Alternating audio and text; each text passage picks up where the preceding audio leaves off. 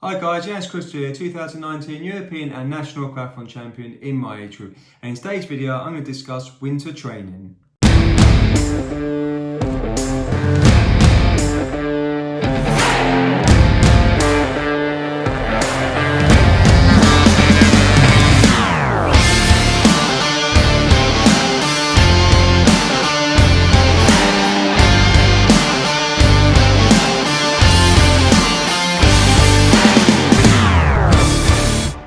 Winter training is very important when there's not a lot of races going ahead. So what do you do? Well, the first thing is what a lot of people do is they burn out throughout the season or throughout the year. From one, because you've been overtraining or you've just been doing too much and you're getting injured and you're just trying to chase your fitness all the time and trying to keep that peak condition. Well, it's not going to happen. You can't keep that peak condition at all, like constantly throughout the year. So winter training is a good time to have some, well, during the winter, to have some relaxing time. So just having a little break, just having 2 weeks off just before you start building. So for me, I'm going to have a break in November. I do every year. And I'm going to have around 2 weeks off, no training at all, just to relax before I start building. Now this is good because it allows your body to recover and also mentally prepare as well for next year and recover from that mentally as well from all the training. And then I always find that you come back fully motivated, ready to go again.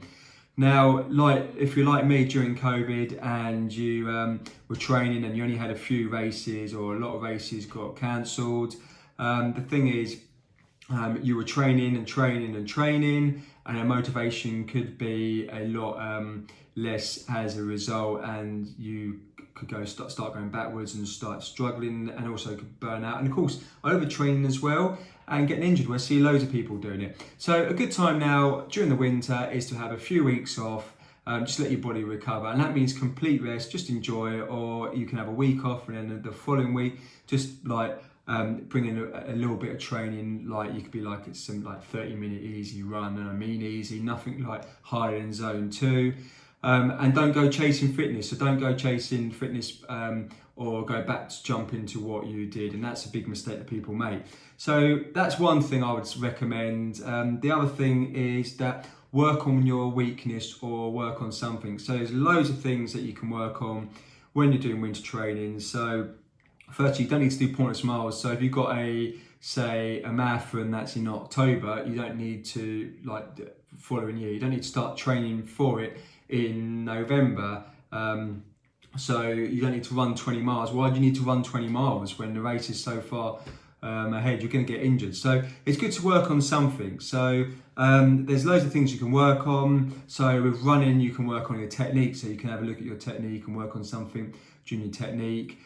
Do some base mileage, so some easy mileage for a couple months to build it up. So you could do, for example, you could do a 90-minute run, then add 9 minutes for 3 weeks and hold it and bring it back down to make yourself more efficient. So they're sort of things you can work on. You can work on, for example, more zone 2 based training. So you could do all your training on zone 2, and you can work, so again, you can make yourself more efficient. Swimming could be cross training. You could do a lot of things on that. You could work on drills. Like over the winter, I just work purely on drills, no speed working in swimming, just all technique based. And then when it will hit maybe February time, that's when I will start putting some speed work in and doing less drills. So so for me, I'll be working on my swimming technique as well as, like, say for example, my running technique as well.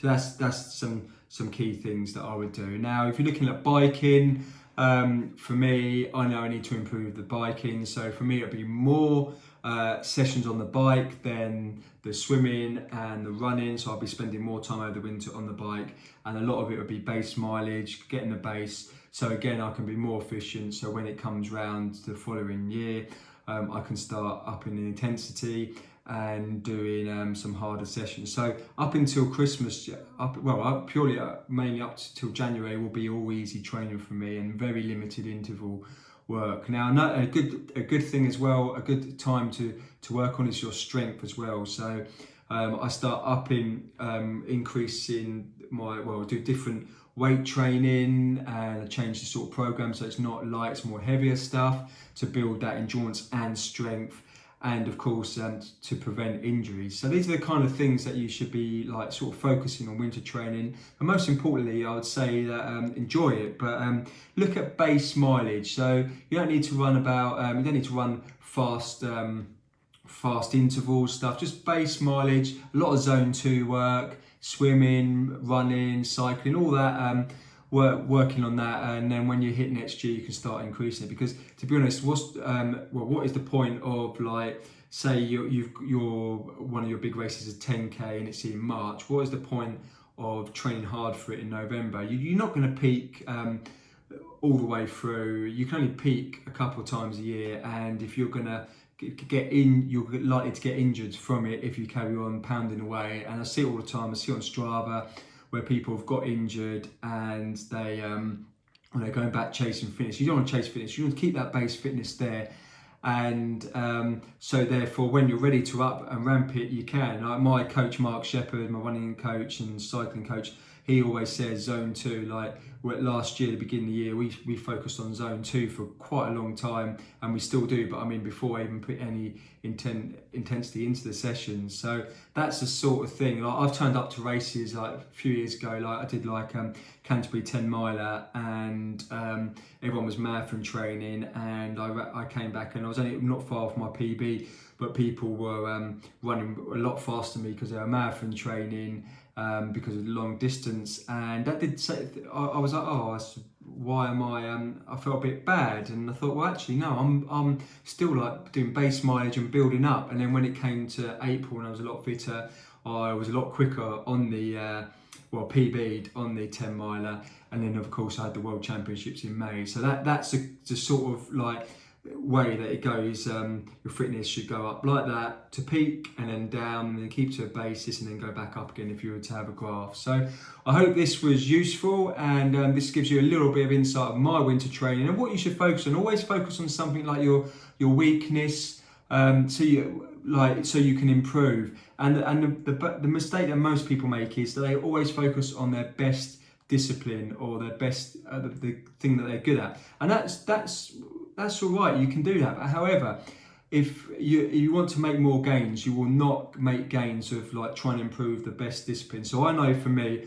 my best discipline is running. I'm not going to improve running that much than if I focus too much on that. Whereas if I focus a lot more on the bike, I can get a lot of improvement out of that. So why would I want to focus on running where I could get like say 10 seconds on a 5k, or 5 to 10 seconds on a 5k, which will help me on the triathlon? But if I can get on the bike over 20k, I can get 2-3 minutes.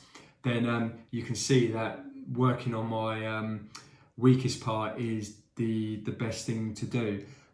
So I hope this is helpful, and as I said, it's an insight, and thanks for watching, and please like and subscribe to the channel. And the champions of this age group category, Henrietta Parasavic and Yiannis Christodoulou. Christodoulou.